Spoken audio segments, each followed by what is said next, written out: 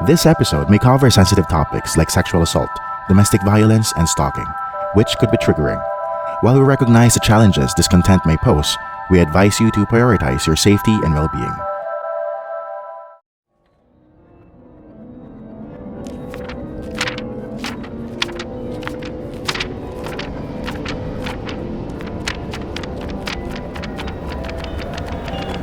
The Book of Bad Ideas. May mga kwento na hindi mo maririnig sa media. Mga kwentong hindi sinasabi ng magulang mo at siguradong hindi mo mababasa sa mga libro ng mundo. Ito ang mga lihim na tinatago ng bawat pamilya, mga kasalanang kinubli ng reliyon, mga desisyong akala mo maliit lang, pero ngayon pinagsisihan mo na. Dito, walang happy ending, walang moral lesson, at kadalasan, ang multo at aswang ay ikaw rin. Ito ang mga twisted stories sa Book of Bad Ideas. At kami ang inyong host. Ako si Nix. At ako si Steve. Don't forget to follow us and subscribe. At humanda na kayo sa ating storyang hindi mo dapat pakinggan mag-isa. What if napatay ng mister mo ang kabit niya? Tutulungan mo pa rin ba siya?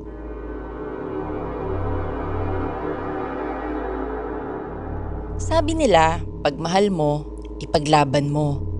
Pero hanggang saan? Minsan nga, hindi rin tayo sigurado kung pagmamahal pa rin ba ito o pagkabulag na. At may mga pag-ibig rin na hahamakin ng lahat, pati na hustisya. Ito ang nangyari sa mag-asawang Mr. and Mrs. Villanueva. Lahat naman tayo, ang hangad natin ay isang buo at masayang pamilya. At kapag sinabing masayang pamilya, alam nyo kung anong unang naiisip ko? Yung sabay-sabay kayong kumakain tuwing hapunan, nagsisimba tuwing linggo, laging nagtatawanan at nagmamahalan. Pero hindi ito ang realidad. Walang pamilya ang perpekto. At minsan, puno pa ito ng sikreto. Ganito ang pangarap ni Mrs. Lena Villanueva para sa sarili niyang pamilya. Lumaki kasi siya sa isang magulong pamilya.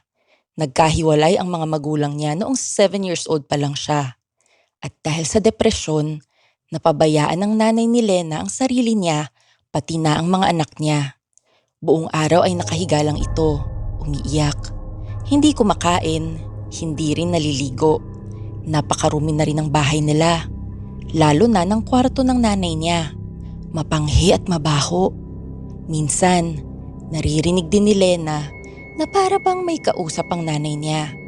Lagi itong bumubulong at may hawak na maliit na notebook. Sa isip niya, ano kayang binabasa niya? Kawawa naman si nanay. Baka mga sulat ito ng tatay sa kanya dati. At dahil si Lena ang panganay, sinubukan niyang tumayo bilang magulang sa kanyang mga kapatid na maliliit. Pero ano nga bang magagawa ng isang 7 anyos? Napakabata pa nito kung tutuusin. Kaya mula sa pagiging matalino at masiyahing bata, biglang nagsibabaan ng grades niya. Nangayayat din siya at umiwas sa mga kaibigan niya. Napansin ito ng isa niyang guro at binisita ang bahay nila para sana kausapin ang mga magulang niya. Pero nagulat ito sa nadatnan niya. Ang mga kapatid ni Lena, napakarungis, nanlilimahid sa dumi. Siguro, mahigit 2 linggo na ang mga suot nitong lampin. Tuyo ang mga labi dahil sa uhaw at mukhang gutom na gutom rin. Ang hindi inaasahan ng guro niya ay ang mga sumunod na pangyayari. Kumatok ito sa kwarto ng ina ni Lena. Nang hindi ito sumagot, binuksan niya ng bahagya ang pinto. At isang nakakasukang amoy ang sumalubong sa kanya. Ang nanay ni Lena, nakahiga sa kama. Dilat ang mata, puro laslas ang pulso. Napasigaw siya at dali-daling tumawag ng pulis. Nang dumating ang mga pulis, isang palaisipan rin para sa kanila ang nadiskubre nila. Amoy na susunog na damo kasi ang kwarto. Pero wala namang apoy o kandila rito. May mga garupon din na kakaiba ang mga laman. At ang mga larawan ng tatay ni Lena ay nakabaliktad. Hawak-hawak rin ng mahigpit ng nanay niya ang maliit na notebook na nakita niya. Si Lena, nasa ilalim ng mesa, nagtatago habang pinapanood ang mga pangyayari. Dinala si Lena at ang mga kapatid niya sa bahay ampunan. Hanggang siya'y tumuntong sa tamang edad at nagtrabaho. Walang araw na hindi niya naiisip ang araw na iyon. At mula noon, sinusumpa niyang hindi ito mangyayari kapag nagkaroon na siya ng sarili niyang pamilya. Noong 22 years old siya, habang nagtatrabaho sa isang grocery bilang kahera, nakilala niya ang isang poging lalaki. Napansin niyang halos araw-araw pumupunta ang lalaking ito sa grocery na iyon at laging pumipila sa counter kung saan nakapwesto si Lena. Noong una, hindi niya ito pinapansin. Mahiyain kasi itong si Lena. Dalagang Pilipina, ika nga. At siguro, dahil na rin sa trauma niya habang lumalaki, naging ilag ito at mapanuri. Pero dahil makulit itong lalaki at mukhang maganda naman ang hangarin niya kay Lena, nahulog din ang loob niya at nagkaigihan sila ng poging lalaki, si Gary. Matapos ang isang taong panunuyo, naging magkarelasyon ng dalawa. Hindi rin naging madali para kay Lena ang pagkakaroon ng poging nobyo. Tuwing magkasama kasi sila, laging napapatingin ng mga babae kay Gary, na minsan ay siya namang sinusuklan niya Gary ng mga ngiti. Minsan, nahuli ito ni Lena, pero tinawanan lang siya ni Gary at sinigurong siya lang ang mahal niya. At dahil mahal na mahal ito ni Lena, kinasal rin sila matapos ang 2 taon. Ang hindi niya alam, dito na pala magsisimula ang trahedya ng buhay niya. Pagkatapos nilang ikasal, naging masaya ang kanilang pagsasama. Araw-araw nagpapasalamat si Lena sa Diyos dahil tinupad ang kanyang dasal mula bata pa siya. At ito ay ang pagkakaroon ng masaya at maayos na pamilya. Nagkaroon nga sila ng 2 anak, si Aaron at si Ann. Masaya naman sila noong umpisa. Napaka-hands-on pa nga na tatay ni Gary. Hinahatid ang mga anak sa school, tinutulungan ng mga ito sa homeworks, at ipinagluluto pa nga minsan ng almusal. At kahit na madalas mag-overtime itong si Gary, hindi naman ito problema kay Lena. Saksi naman siya sa sipag ng asawa niya para lang mabuhay sila ng maayos. Hanggang sa isang araw, pagkatapos mamalengke, dumaan si Lena ng simbahan para magdasal. Pagpasok niya ng simbahan, malayo pa lang ay parang nakilala niya ang likod ng mister niyang si Gary. Nakaupo ito sa bandang harapan ng simbahan at may katabing babae. Kumabog ang dibdib niya.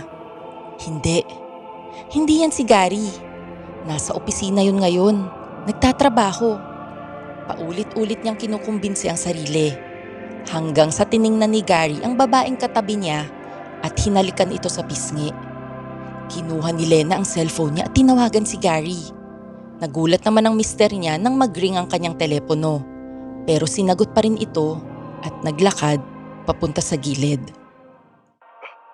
Oh, honey, bakit ka napatawag? Nasaan ka? Ikaw naman, nasa opisina. Saan pa nga ba? Bakit ka nga napatawag? Okay ba ang mga bata? Nasa opisina ka? Bakit ka bumubulong? Nasa meeting kasi ako. Teka, bakit ka ba tumatawag? Wala naman. I love you. Siya. O sige na.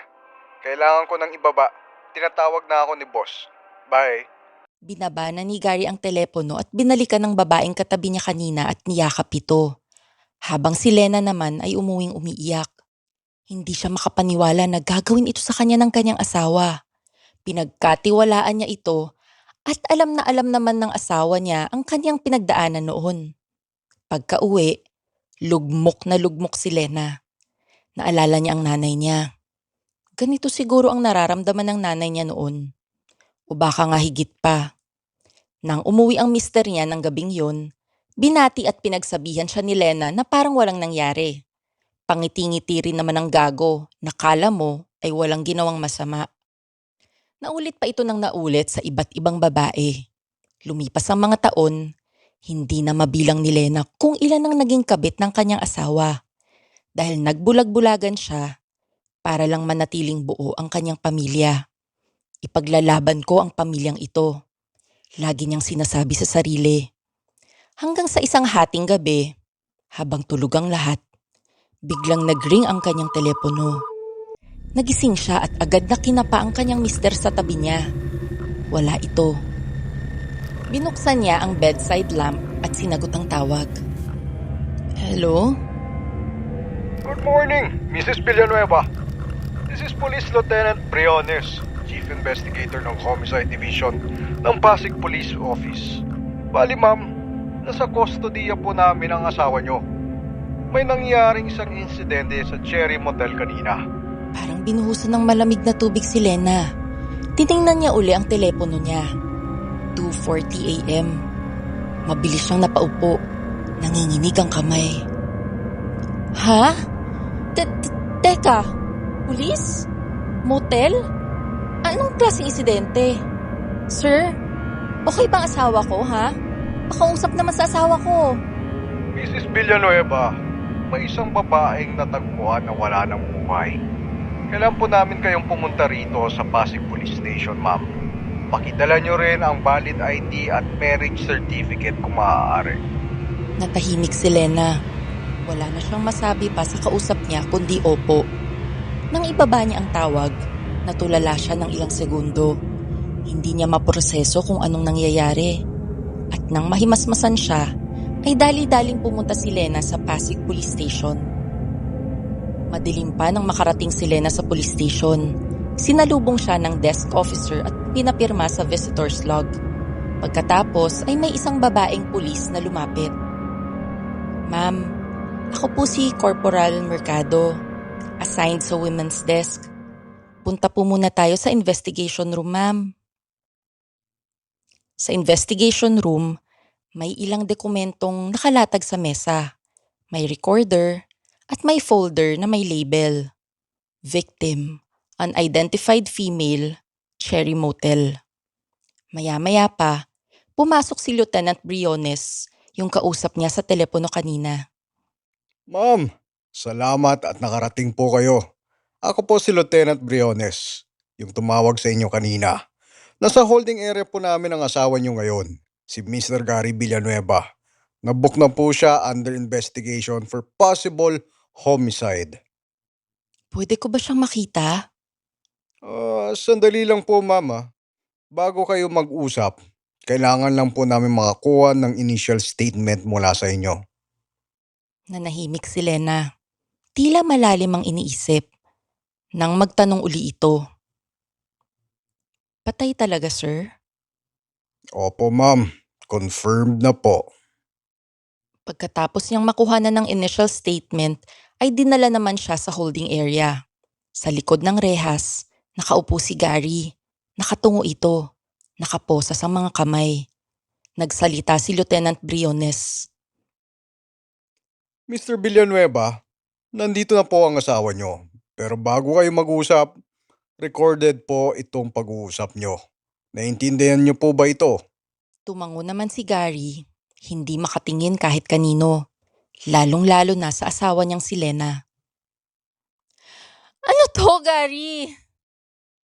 Hindi kagad sumagot si Gary. Unti-unti niyang inangat ang kanyang ulo para tingnan si Lena. Hindi ko rin alam. Pagkagising ko, ganyan na siya. Sorry, Lena. Hindi ko talaga sinasadya. Hindi ko sinasadyang masaktan ka. Hindi mo sinasadya? Ilang beses mong sinadya lahat ng pangangamit mo. Akala mo hindi ko alam?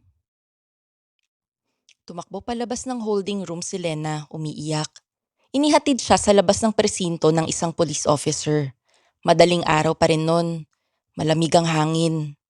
Umupo muna si bangketa si Lena pagkatapos bumili ng kape. Mainit ang baso pero baliwala ito sa kanya. Huminga siya ng malalim at pumikit. At nang may dumating na taxi, itinapon niya ang kapeng hindi naman niya ininom bago ito sumakay. Sa loob ng istasyon, si Gary ay nakaupo sa interrogation room. Nasa gitna na sila ng interogasyon. kasama si Lieutenant Briones at isang public attorney. Sabihin mo nga, Gary, ilang minuto bago mo napansin na wala na siyang buhay? Hindi ko po alam, sir. Pagkatapos naming mag-siping, magkatabi naman kaming natulog. Tapos pagkagising ko po, ganyan na siya. Akala ko tulog lang. Tulog? O tinulugan mo? Napahawak si Gary sa kanyang muka. Pilit niyang binubura sa kanyang memorya ang huling sandali. Ang sigaw, sampal, sakal, at ang paghabol ng hininga ni Sheila bago ito mawalan ng malay. Pagtapos ng interogasyon, binalik si Gary sa kanyang selda. At pagpatak ng 7:00 ng umaga, sinuotan siya ng posas at inescortan siya palabas ng 2 pulis papunta sa police mobile habang may kamera ng media sa labas. Sir Gary, totoo bang sinakal niyo ang babae? At totoo bang kabit niyo ito? Umiwas si Gary at itinaas ang mga braso para takpan ang kanyang muka. Yumuko ito habang isinasakay sa sasakyan papunta sa inquest. Sa bahay naman ng mga Villanueva, nakauwi si Lena bandang 6:00 na ng umaga. Tahimik ang bahay. Pero sa sala, nakaupo ang mga anak nilang kambal, si Aaron at Ann. Kaka-13 pa lang nila noong nakaraang buwan. Nagising daw sila sa tunog ng telepono. Ring ng ring, pati sa mga text messages. Ma, nasan si Papa? Bakit ang daming tumatawag? Umupo si Lena, hindi alam kung saan magsisimula. May nangyari kasi sa papa niyo. Patay yung kasama niyang babae. Nanahimik ulit hanggang sa magsalita ng mahina si Aaron. Yung babae sa phone ni Papa, no? Nag-iimbestiga pa rin naman sila pero oo, yung babaeng yun. Tumayo si Ann, umakyat sa kwarto niya nang walang salita. Naiwan naman si Aaron, nakatingin lang. Sa labas ng bahay nila, sumisilip ang mga kapitbahay. Nag-uusap-usap.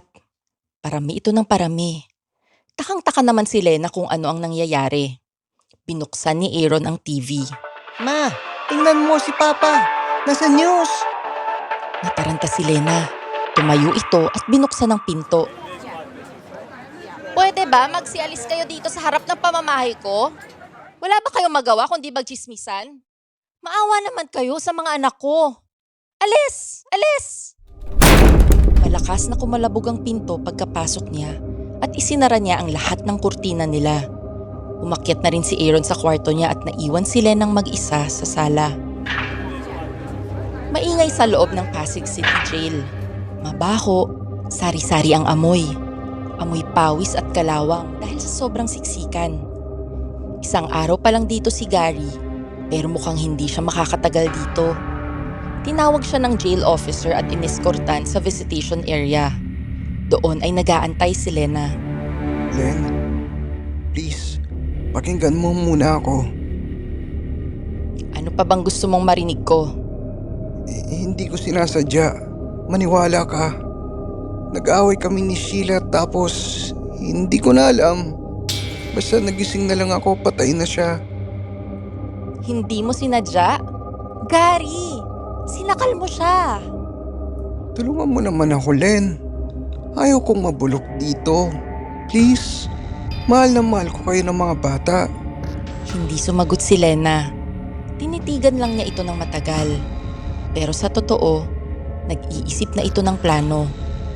Kinabukasan, humarap si Lena sa mga dokumento ng kaso. Bilang asawa, binigyan siya ng access sa case files, photos at autopsy reports. At dito niya nadiskubre, matibay nga ang ebidensya. Strangulation mark sa leeg ni Sheila at DNA ni Gary sa ilalim ng kuko ng biktima. Malinaw na malinaw na gawa ni Gary ang lahat ng ito. Pero imbis na umiyak at ipakitang siya ay mahina, bumalik siya sa plano niya. Hanggang ngayon, kahit lumipas na ang mga taon, kahit maraming kabit na ang dumaan kay Gary, at kahit na ilang beses nang nagbulag-bulagan si Lena, Iisa pa rin ang kanyang hangarin para sa kanyang pamilya. Ang manatili itong buo at masaya. Kaya hindi siya papayag na sa ganito lang matatapos ang kanilang storya. Hinding-hindi niya mahahayaang maranasan ng sarili niyang pamilya ang kapalarang naranasan niya noong kasama niya ang kanyang mga kapatid at magulang. Kahit anong mangyari, hindi mabubuwag ang pamilyang ito. Sa loob ng bahay, binuksan ni Lena ang isang kahon. Dito niya tinatago ang mga larawan ng mga kabit ng kanyang asawa. Mga larawan kung saan sweet na magkasama ang mga babaeng ito at ang kanyang asawa. Mga printed screenshots ng mga matatamis na conversations nila at iba pa. Inipon niya ito. Mula noong madiskubre niya na nangangabit si Gary. Kinuha niya ang larawan ni Sheila at itinago uli ang kahon. Sabi nito sa sarili, "Kung hindi kita maililigtas, Gary, ipapahamak ko na lang ang iba." Lumipas ang gabi. Sumakay ito sa taxi, bitbit ang kanyang supot. Papunta ito sa bahay ni Kimberly, ang dating kabit ni Gary, at minsan na rin niyang pinagtiisan. Nagmasid-masid siya sa labas ng bahay ni Kimberly. Sinigurado niyang wala ito sa bahay. Nang mapasok niya ito, dumiretso sa kwarto. At sa ilalim ng kama ni Kimberly, iniwan niya ang mga laman ng supot. Ang iilang piraso ng buhok ni Gary na nasa maliit na garapon. Punit na picture ni Sheila na puro karayom. At isang basong kandila na paubos na. Kinabukasan, pumunta si Lena sa presinto. "Sir, alam ko ang dahilan bakit namatay si Sheila. Si Kimberly, yung kabit ni Gary bago kay Sheila. Matagal na yung may galit dahil ipinagpalit siya ni Gary kay Sheila. At gumagamit siya ng kulam. Maniwala kayo. Malamang, kinulam niya si Sheila habang magkasama sila ni Gary para magmukhang si Gary ang may kasalanan." Miss Villanueva, superstition lang po yan. Hindi yan pwede sa korte. "Sir, pumunta na lang kayo sa bahay niya. Makikita niyo. Totoo ang sinasabi ko." Nagtalo pa si Lieutenant Briones at Lena. Pero sa huli, sinamahan rin siya ng 2 pulis. Pagdating nila sa bahay ni Kimberly, nagulat ang mga pulis dahil totoo nga. May nakita silang buhok, litrato at kandila. Nagbulungan ng mga ito. Sir, mukhang may kinalaman nga ito sa kulam. Alam mo naman hindi ebidensya sa korte ang kulam. Bitawan mo yan. Ano? Sabi ko na sa inyo, 'di ba? Naniniwala na ba kayo ngayon? We'll take this for the record, ma'am. Pero sasabihin ko po sa inyo, hindi po crime ang kulam. Lumipas ang mga buwan at gaya ng inaasahan, hindi tinanggap ng korte ang kulam theory ni Lena. Nanatiling matibay ang ebidensya laban kay Gary. At sa huli, hinatulan siya ng sentensyang 20 years na pagkakabilanggo. Gumuho ang mundong binuo ni Lena para sa kanya at sa kanyang pamilya. Apektado ang lahat, pati na ang mga anak niya. Pero si Lena, hindi pa rin sumusuko. Sa isip niya, kailangan pa rin niyang gumawa ng paraan para maayos ang kanyang pamilya. Ang hindi alam ng lahat, may bagay siyang namana sa kanyang ina. Noong panahong iniwan sila ng kanyang ama, hindi na naglalalabas ng kwarto ang nanay niya. Ang akala ng lahat, lugmok ito dahil sa sinapit niya. Pero isang beses, madaling araw, nagising si Lena. 7 anyos siya noon. Sumilip siya sa kwarto ng kanyang ina. Para kasing may kausap ito. Bumubulong sa dilim. Nakaupo ito sa gitna ng kwarto. May mga kandilang nakapaligid. At may mga litrato ng tatay niya at iilang babae na nakabaliktad. Habang hawak-hawak ng nanay niya ang isang maliit na notebook, may binabasa ito. Dito niya natuklasan na ang kanyang nanay pala ay isang mangkukulam. Habang patagal ng patagal, pahina ng pahina ang kanyang nanay. Hindi na ito makausap. Laging tulala. Nagsasalita mag-isa. Ayaw kumain. Natatakot na rin ang mga kapatid niya rito, kaya binili niyang huwag papasok ang mga ito sa kwartong iyon. Hanggang sa dumating na nga ang araw na binisita ang teacher niya at naabutang patay na ang nanay nila. At sa mga sumunod na araw, hindi pa nga nagsisink in sa kanya ang pagkamatay ng kanyang nanay, may isa pang masamang balitang dumating sa kanya. Sabi ng kapitbahay nila, Lena! Ineng! Sorry! Alam kong kakamatay lang ng nanay mo. Pero natagpuan ng tatay mo at isang babae sa loob ng isang cabinet sa bakanteng lote. Wala na silang buhay pareho. Hindi makapaniwala si Lena sa narinig niya. Totoo ba ito? At bago pa siya makapag-react, tinuloy ng kapitbahay ang kanyang balita. At baka mabigla ka sa susunod kong sasabihin, Lena, ah. Kasi nung natagpuan sila, puro tapyas ang kanilang mga balat at laman. Parang kinagat at kinain nila ang isa't isa. Isa rin pala isipan kung sino ang nag-lock sa kanila doon. Dahil nang binuksan ang cabinet, nakita ang susi ng lock na hawak-hawak mismo ng tatay mo. Paano nangyari yun? Alam ni Lena kung sino ang may gawa nito. At imbis na magalit, lalo siyang naawa sa nanay niya. Dahil hanggang sa huling sandali, ibinuhos nito ang kanyang lakas hanggang sa mamatay ito. Maipaghiganti lang sila ng kanyang mga kapatid. Sa isip ni Lena, kailangan niyang maging matatag at suklian ang sakripisyo na ginawa ng kanyang ina.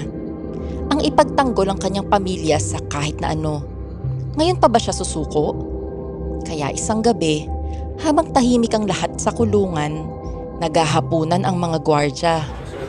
Masarap ang kainan at tawanan nila. Namigay kasi ng napakaraming pagkain ang asawa ni Gary Villanueva.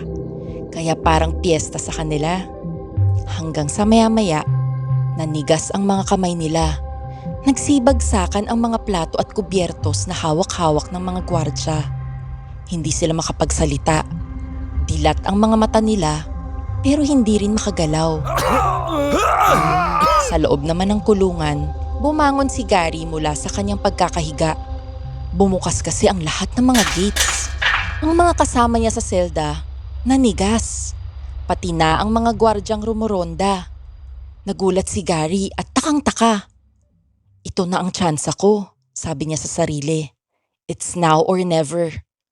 Tumakbo si Gary hanggang sa makalabas siya. Walang humarang sa kanya. At doon, sa labas, nag-aantay si Lena. Lena, hindi ka maniniwala kung anong nangyari sa loob. Teka, bakit ka andito? Paano mo nalaman na makakalabas ako? Paano? Teka, ikaw ba ang may gawa nito? Nako, salamat sa Diyos. Hingal na hingal ito sa pagmamadaling lumabas ng kulungan. Sabi ko naman sa'yo, gagawin ko ang lahat para sa pamilyang ito. Oh, sakay na. Habang nagmamaneho si Lena, iniabot niya ang paboritong pagkain ni Gary. Mainit pa ito. Tuwang-tuwa si Gary at paulit-ulit ang pasasalamat kay Lena. Gutom na gutom ito kaya naubos niya kagad lahat. So, totoo pala ang kulam mo. Akala ko dati nagbibiro ka lang sa akin na minana mo yan sa nanay mo. Hindi sumagot si Lena. Nagmamaneho lang ito at nakatingin sa kalsada. Hanggang sa marinig niya ang pag-ubo. Isang ubo, 2, 3.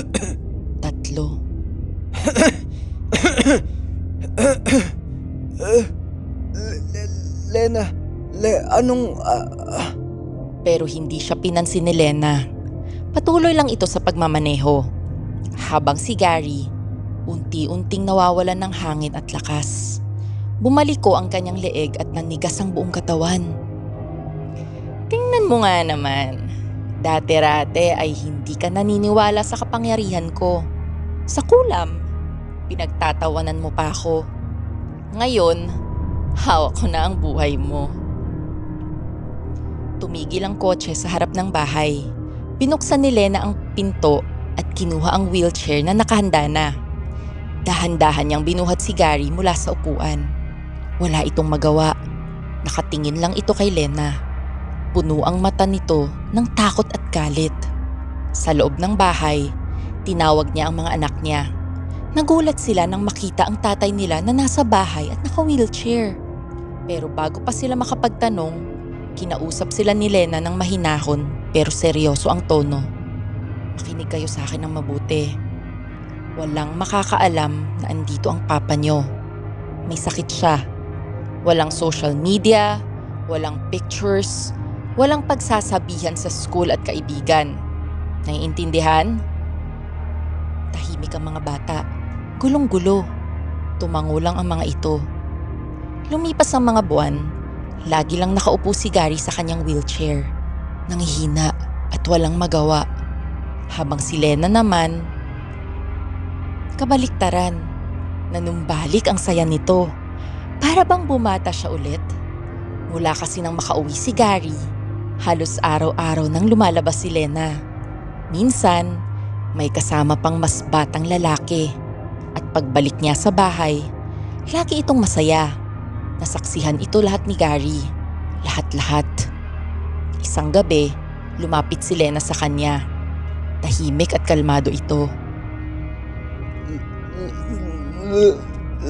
Len, bakit mo nagawa ito sa akin? Ngumiti si Lena sa kanya. Hinaplos ang kanyang muka. Nung sa akin mo pa ulit-ulit na ginawa ito, may narinig ka ba? Ngayon, gusto kong maramdaman mo ang naramdaman ko noong ginagago mo ko. Bawat segundo, bawat gabi. Ito ang ganti ko sa'yo, Gary. Hindi bilang asawa, pero bilang tao na sinira mo ang buhay. Huwag kang mag-alala, hindi kita papatayin. Bubuhayin kita hanggang sa maubos ang laman sa katawan mo. Hanggang sa langawin ka. Kahit ayaw mo nang mabuhay. Tumayo si Lena at kumuha ng 2 toothpicks. Binalikan uli si Gary habang tumatawa. Oh, huwag kang malikot ha. Ay, oo nga pala. Hindi ka nga pala makakagalaw.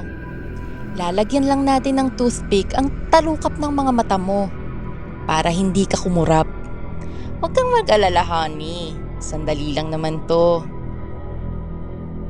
Iniwan ni Lena si Gary sa dilim. Bumaba ito at may pinagbuksan ng pinto. Narinig niya ang mga yapak ng 2 tao sa hagdan. At maya-maya pa'y pumasok si Lena at isang lalaki sa kwarto kung nasaan si Gary. Nagtawanan ng mga ito. Hindi man niya kayang igalaw ang kanyang katawan, pero buong-buo ang kanyang emosyon at pag-iisip.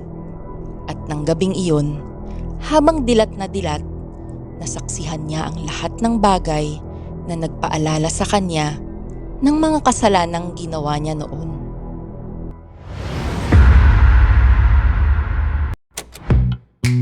The Pod Network Entertainment. This podcast may be based on true events with names, characters, and incidents that are either products of the creator's imagination or used fictitiously. Any similarity to real individuals or events is coincidental.